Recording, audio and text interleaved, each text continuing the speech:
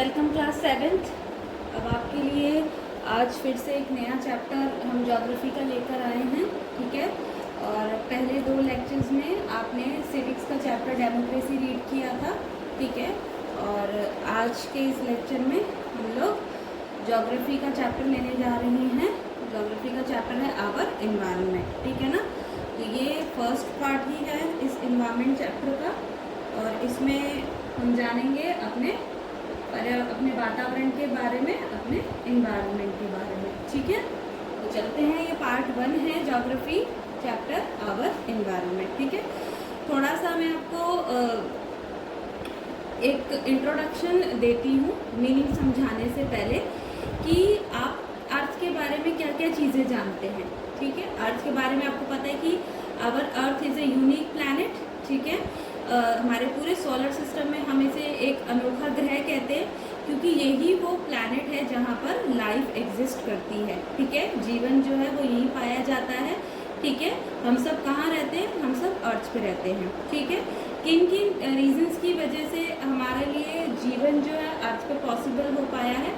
क्योंकि अर्थ प्रोवाइड करती है हमें water, air, land, food etcetera. बहुत सारी चीज़ें हैं जो हमें नेचुरल तरीके से अर्थ से मिलता है, जो एक लिविंग बीइंग को सरवाइव करने के लिए बहुत ही ज़्यादा इम्पॉर्टेंट होता है, ठीक है ना। तो इसके अलावा भी ज़रूरी नहीं कि अगर हमारे पास सिर्फ पानी है, हवा है, भूमि है या फूड है, अनाज है, इन्हीं सब चीज़ों से ही हम जी पाते हैं, ठीक है। इसके अलावा भी अगर आप देखें तो हमारे आसपास और भी कई सारी चीज़ें होती हैं, ठीक है। जैसे कि अगर हम देखें तो हमारे आसपास हमारे को ट्रीज़ भी दिखेंगे, ग्रासेस भी दिखेंगी, वॉल दिखाई देगा, स्कूल दिखेंगे, बुक्स दिखेंगी, बसेस दिखेंगी, पेन, पेंसिल, ये सारी चीज़ें भी हमारे इन्वायरमेंट से जुड़ी हुई चीज़ें हैं, ठीक है। तो कुछ चीज़ें अर्थ पर ऐसी होती हैं, हमारे पर्यावरण में, हमारे वातावरण में कुछ चीज़ें ऐसी होती हैं जो हमें नेचर ने दी है, ठीक है। और कुछ चीज़ें ऐसी होती हैं जिन्हें हम खुद से अपने लिए बनाते हैं, अपनी नॉलेज से और अपने स्किल से, ठीक है। कुछ चीज़ें हमें नेचर ने गिफ्ट में दिया है, जैसे हमें वाटर दिया है, एयर दिया है, लैंड दिया है, ये बाय हमें गिफ्ट मिला है बाय नेचर, ठीक है, बाय अर्थ। और कुछ चीज़ें ऐसी हैं जिनमें हम इसी नेचुरल गिफ्ट का जो है उसको अपने स्किल और एफर्ट्स से अपने यूज़ के लिए हम उसे यूटिलाइज करते हैं, ठीक है। तो ये जितनी भी चीज़ें हम अपने सराउंडिंग में देखते हैं, अपने आसपास देखते हैं टुगेदर, उसे हम कहते हैं इन्वायरमेंट। हमारा वातावरण, हमारा इन्वायरमेंट यही कहलाता है जहाँ पर हमारी लाइफ को सपोर्ट करने के लिए हमें बेसिक चीज़ों की ज़रूरत जो होती है वो हमें मिल जाती है, ठीक है। क्या है वो बेसिक चीज़ें? Air we breathe, water we drink, the land where we live and the food we eat. यानी कि जो हवा जिससे हम सांस लेते हैं, जो पानी हम पीते हैं, जो लैंड जिस पे हम रहते हैं और जो भोजन हम खाते हैं, ये सारी चीज़ें हमारी लाइफ को सपोर्ट करने के लिए बहुत ज़रूरी है। और ये सब हमें कहाँ मिल जाता है? इन्वायरमेंट में, ठीक है। तो ये हो गया हमारा इन्वायरमेंट। अब चलते हैं हम इन्वायरमेंट की मीनिंग पर, ठीक है। इन्वायरमेंट जो शब्द है बच्चों, वो डिराइव हुआ है फ्रेंच वर्ड एनवायरनेर से, ठीक है। ये फ्रेंच शब्द है एनवायरनेर, जिसका मतलब होता है सराउंडिंग। सराउंडिंग मतलब हमारा आसपास का वातावरण कैसा है, हमारे आसपास हमें क्या क्या चीज़ें दिखाई देती हैं, ठीक है। तो whatever we see in our surroundings, अपने आसपास हम जो कुछ भी देखते हैं, कलेक्टिवली देखते हैं, उसे हम कहते हैं कि ये क्या है? हमारा पर्यावरण है, हमारा वातावरण है, हमारा एनवायरनमेंट है, ठीक है। अब ये जो सराउंडिंग है बच्चों, ये जो हमारे आसपास में हम जो भी चीज़ें देखते हैं, वो दो तत्वों से जुड़कर बनी है, दो कंपोनेंट से जुड़कर बनी है, ठीक है। एक है हमारा नेचुरल और एक है हमारा मैन मेड। इंट्रोडक्शन में आपको बताया है मैंने, नेचुरल जो हमें नेचर से गिफ्ट में मिला है, और मैन मेड जिसे इंसान ने खुद अपने लिए बनाया है, ठीक है।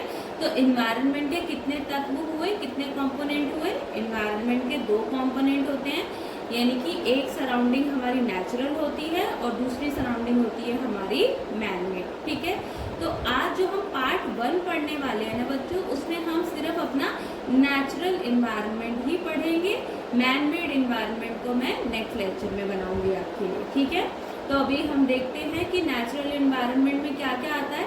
नेचुरल एनवायरनमेंट जो है उसे बायोस्फीयर कहते हैं। बायोस्फीयर के लिए देखिए यहाँ मैंने एक ये बनाया है डायग्राम, ठीक है।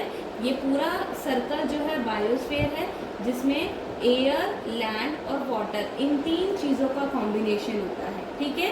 तो बायोस्फीयर में सारे लिविंग ऑर्गेनिजम्स आ जाते हैं। वो बायोस्फीयर होता है जिसमें लैंड, जिसे हम कहते हैं लिथोस्फीयर, एयर जिसे हम कहते हैं एटमॉस्फेयर, और वाटर जिसे हम कहते हैं हाइड्रोस्फीयर। इन तीनों का कलेक्टिव जो होता है, ठीक है, कलेक्शन, उसे हम कहते हैं बायोस्फीयर, ठीक है। इसे हम पढ़ेंगे 1 बाय 1। मैंने मेंशन भी किया हुआ है लिथोस्फीयर क्या होता है, एटमॉस्फेयर क्या होता है और हाइड्रोस्फीयर क्या होता है, फिर बायोस्फीयर भी, ठीक है ना।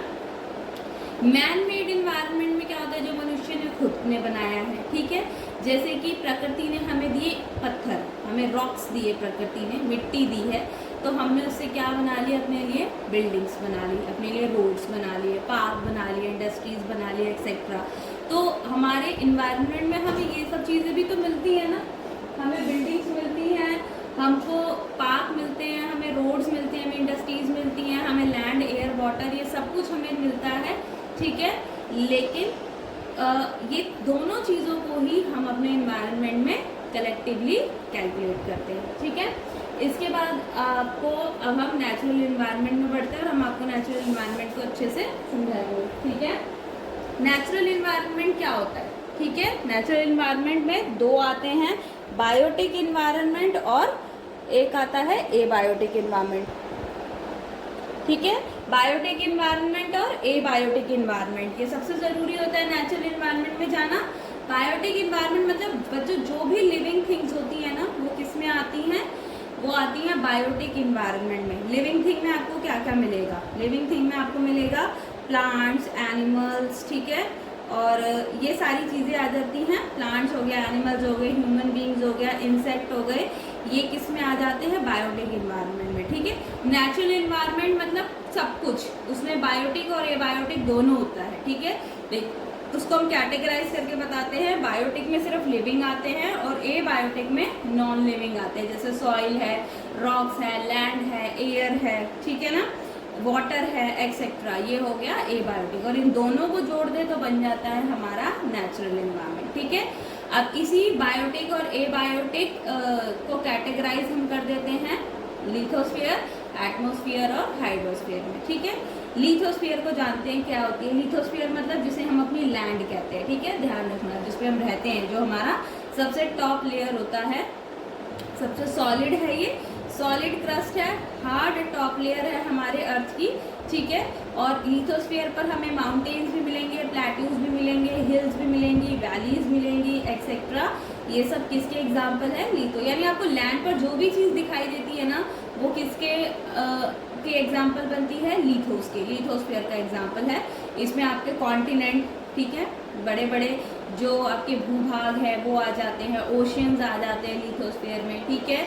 वेरियस काइंड्स ऑफ रॉक्स आ जाती हैं, मिनरल्स आ जाते हैं इसके अंदर। हम अपनी फसलें भी कहाँ उगाते हैं, अपनी क्रॉप्स भी कहाँ ग्रो करते हैं, लिथोस्फीयर पे। सॉइल की ही मदद, क्योंकि लिथोस्फीयर पर ही सॉइल है, ज़्यादा नीचे चले जाओगे आपको तो सिर्फ रॉक्स मिलेंगे, पैबल्स मिलेंगे, ठीक है। जो फाइन पार्टिकल में सॉइल अवेलेबल कहाँ होती है, सिर्फ सबसे ऊपर ज़मीन की सतह पर जिस पर हम रहते हैं। तो सॉइल की हेल्प से हमारी जो क्रॉप्स हैं वो भी ग्रो करती हैं, और प्लांट्स, श्रब्स जो हैं, जो पेड़ पौधे हैं, छोटी मोटी झाड़ियाँ हैं, वो भी सॉइल की मदद से लिथोस्फीयर पर ही उगाई जाती है, ठीक है। तो लिथोस्फीयर बहुत इंपॉर्टेंट है हमारे लिए। आपको इसके स्क्रीनशॉट नोट्स पे भेजूंगी बच्चों, तो आप वहाँ से लिथोस्फीयर का डायग्राम देखना और समझना कि लिथोस्फीयर में हम किसकी बात कर रहे हैं, ठीक है। नेक्स्ट पढ़ते हैं हम लोग एटमॉस्फेयर पे।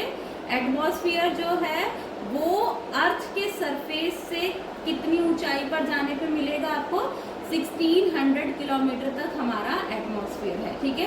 अर्थ की सरफेस से लेकर जहाँ हम लोग खड़े हैं वहाँ से लेकर के 1600 किलोमीटर ऊपर जाएंगे तो हमारा एटमॉस्फेयर है, ठीक है। एटमॉस्फेयर क्यों इम्पॉर्टेंट है, क्योंकि एटमॉस्फेयर में ही वेरियस गैसेस होती हैं बच्चों, जो गैसेस हमारे लिए बहुत इम्पॉर्टेंट है, जैसे ऑक्सीजन जिससे हम सांस लेते हैं, O2, नाइट्रोजन यानी N2 जो सॉइल के लिए बहुत अच्छा होता है, सॉइल के अंदर जितना नाइट्रोजन होता है सॉइल उतनी ही ज़्यादा फर्टाइल होती है, CO2 कार्बन डाइऑक्साइड हमारे प्लांट्स के लिए, हमारे ट्रीज़ के लिए बहुत ज़रूरी है, ओजोन लेयर गैस भी आप समझते ही होंगे, ठीक है, बहुत इंपॉर्टेंट है हमारे लिए। इसके अलावा डस्ट धूल मिट्टी भी मिलती है और वाटर वेपर भी कहाँ पाए जाते हैं, हमारे एटमॉस्फेयर में, ठीक है। हमारा जो भी वेदर चेंज होता है, क्लाइमेट चेंज होता है, वो भी कहाँ चेंज होता है, एटमॉस्फेयर में। वेदर कैसे चेंज होता है, जैसे विंड है, कभी भी अचानक हवा चल पड़ती है, कभी भी मौसम चेंज हो जाता है, बादल आ जाते हैं, रेनफॉल होने लग जाता है, ठीक है, बारिश हो जाती है, तो वो सब किसका एग्जाम्पल है, वेदर का। और ये सब वेदर का चेंजिंग फिनोमिना भी कहाँ होता है, एटमॉस्फेयर में, ठीक है। तो हवा का चलना, ठीक है, बारिश का होना, ये सब एटमॉस्फेयर में होता है। क्लाइमेट का बदलना, जैसे कि ठंडी पड़ना, गर्मी पड़ना, उसके बाद फिर जो आप ओस की बूंदें देखते हैं या विंटर्स में फोग देखते हैं, वो सब भी एटमॉस्फेयर का ही एग्जाम्पल है, ठीक है। और आगे बढ़ जाते हैं, ठीक है, हाइड्रोस्फीयर पर चलते हैं अब लोग। हाइड्रोस्फीयर, एटमॉस्फेयर मतलब एयर, हाइड्रोस्फीयर में अब हम वाटर की तरफ बढ़ जा रहे हैं, ठीक है। और यहाँ पर कलेक्टिवली किसको हाइड्रोस्फीयर कहा जाता है, oceans, seas, lakes, rivers etcetera collectively form hydrosphere. सब जानते हैं कि ये ह्यूमन बीइंग के लिए, प्लांट्स के लिए, एनिमल्स के लिए, सबके लिए ज़रूरी है पानी तो। और ये तो अर्थ की क्वालिटी ही है कि 71% ऑफ अर्थ किससे कवर्ड है, विद वाटर, पानी से भरी हुई है हमारी अर्थ 71%। और पीपल ने अपने लिए मीन्स ऑफ ट्रांसपोर्ट सबसे प्राचीन एंशियंट टाइम से किसको बनाया हुआ है, ओशियंस को, सीज को, लेक्स को, रिवर को, ठीक है। बाकी ट्रांसपोर्ट तो हमारे पास अब आए हैं ना, लेकिन हम पुराने समय से किसका यूज़ करते थे, ओशियंस का, सीज का, लेक्स का, रिवर्स का यूज़ करते थे। ये हमारे हाइड्रोस्फीयर में आता है। आगे बढ़ते हैं।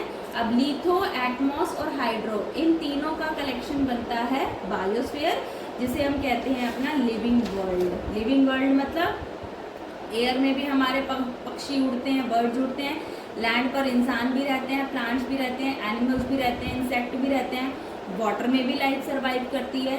तो इन तीनों का कलेक्शन बन जाता है बायोस्फीयर, जिसमें पूरा लिविंग वर्ल्ड समाया हुआ है।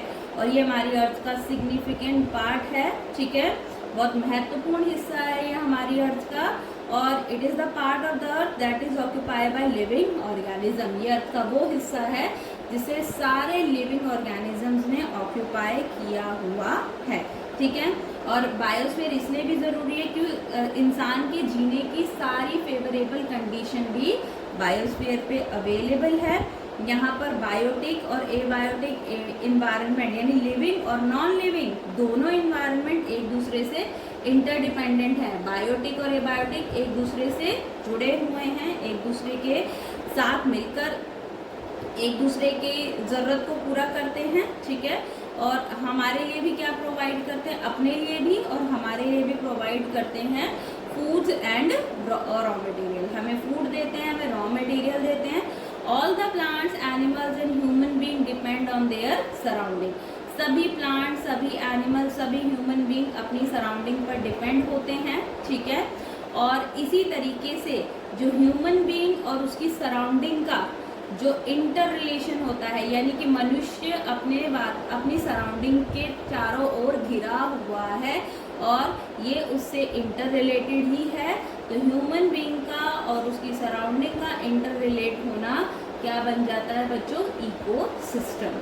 अब ये इकोसिस्टम क्या है और उसके बाद मैन मेड हमारा एनवायरनमेंट कैसा होता है, सराउंडिंग कैसी होती है, ये हम जानेंगे अपने नेक्स्ट पार्ट में। तो आप इसे अच्छे से पढ़िए, समझिए, नोट्स आपको अवेलेबल हो जाएंगे इसके, ठीक है। और आप इसे मेरे वीडियो लेक्चर के साथ ही अगर आप नोट्स को देखकर पढ़ेंगे तो आपको कंटेंट और आसानी से क्लियर हो जाएगा, ठीक है बच्चों। तो जल्दी हम नेक्स्ट पार्ट के लिए भी आपसे, सेकंड पार्ट के लिए आपसे जल्दी मिलेंगे। Thanks for listening me, thank you so much.